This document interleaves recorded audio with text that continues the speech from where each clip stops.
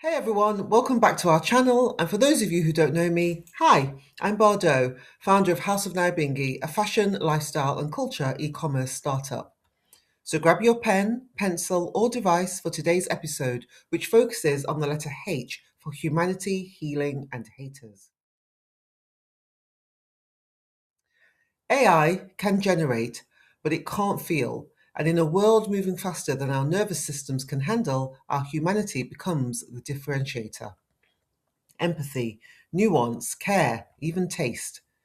Now, even your haters, as grimy and foolish as their behavior has been because they thought they were above the program, they still play a very small and vital role in your creative evolution. They help you to sharpen your boundaries, boundaries that protect you. They help you clarify your values, values that underpin the integrity of you and inadvertently help force and propel your growth. Your vulnerability and healing aren't weaknesses. What you've done instead is complete a form of maintenance on your own humanity.